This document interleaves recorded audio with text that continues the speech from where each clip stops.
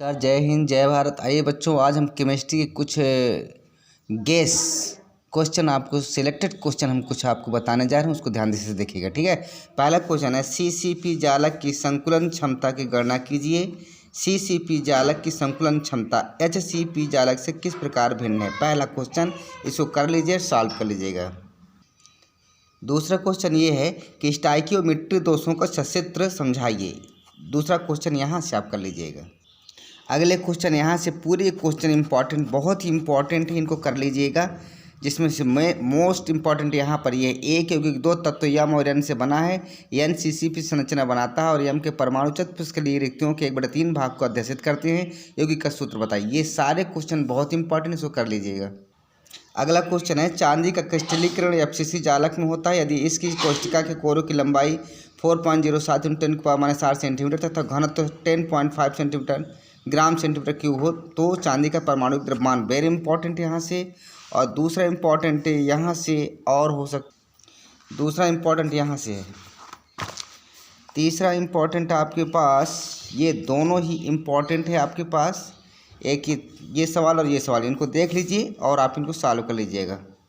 अगला सवाल यहाँ, चीनी के सीरे के 214.2 ग्राम में 34.2 ग्राम चीनी है। चीनी के सीरे की मोललता इंपॉर्टेंट, इसको देख लीजिएगा। इसके अलावा ये भी क्वेश्चन काफ़ी इंपॉर्टेंट है, इसको समझ लीजिएगा।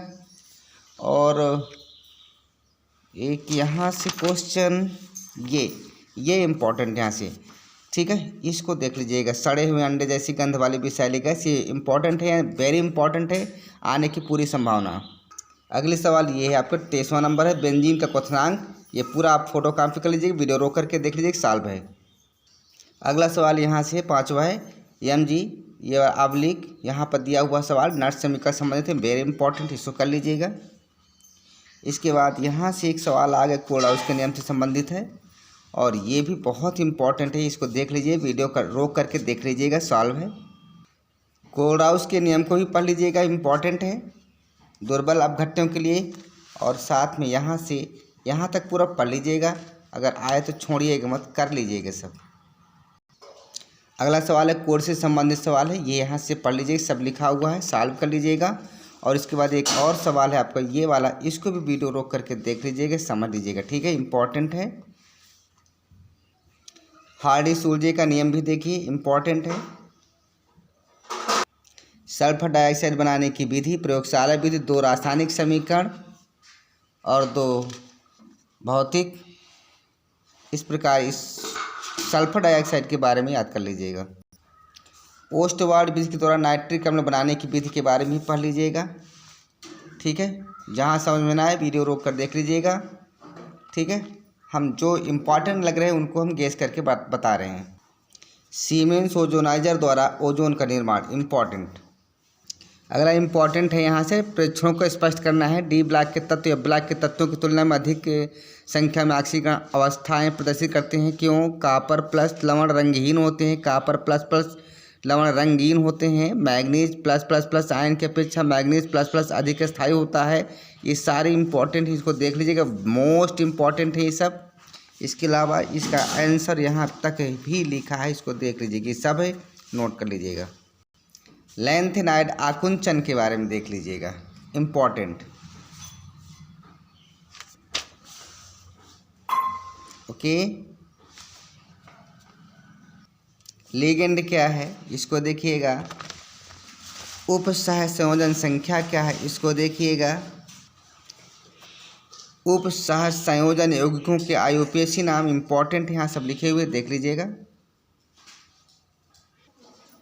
ये देखिए, फेरिक साइनाइड में आयरन का प्रभावी परमाणु क्रमांक ज्ञात की, जबकि एफी का परमाणु क्रमांक 26, इंपॉर्टेंट, मोस्ट इंपॉर्टेंट।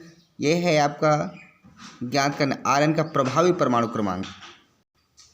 इसको भी देखिए, संयोजकता आबंध सिद्धांत के आधार पर समझाइए कि वर्ग समतली संरचना में ये प्रतिचुंबकीय होता है जबकि ये अनुचुंबकीय होता है, मोस्ट इंपॉर्टेंट है, ठीक है। इसको देख लीजिएगा। इसका और उत्तर जो है इस साइड लिखा हुआ हम दिखाई दे रहे हैं, यहाँ पर वीडियो रोक करके देख लीजिएगा, यहाँ तक है आपको।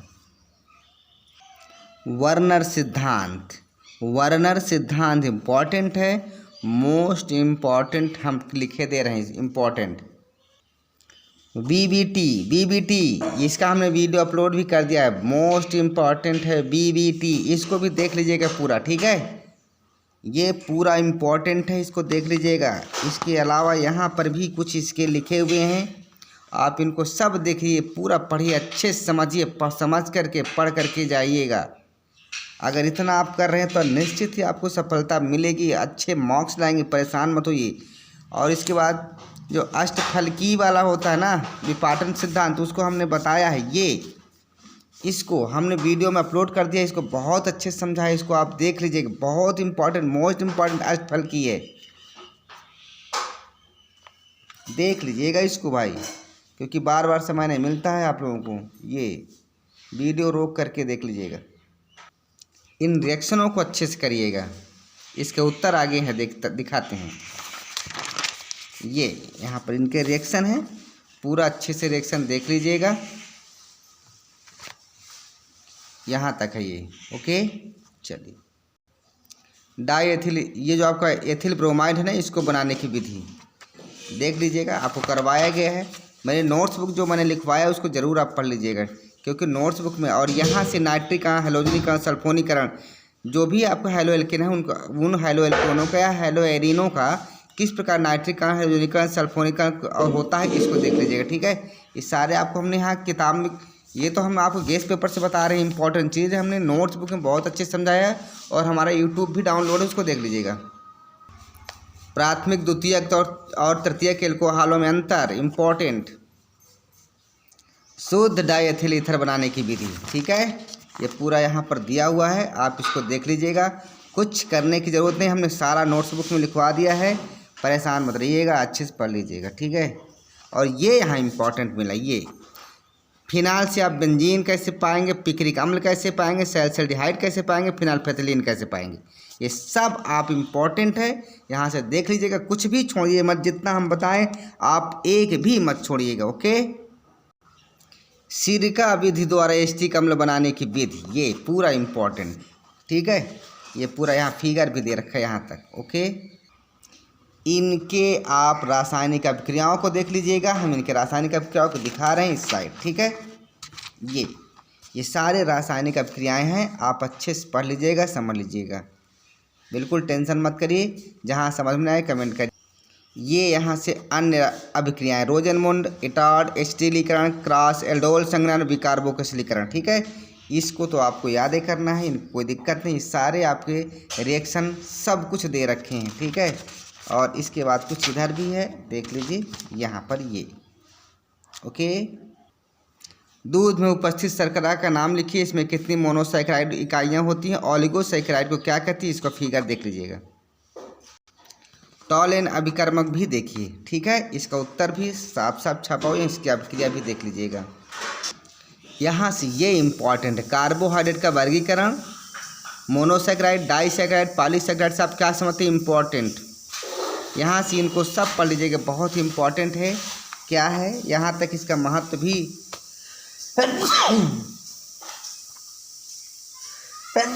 सॉरी, यहाँ तक कर लीजिएगा, इम्पॉर्टेंट है।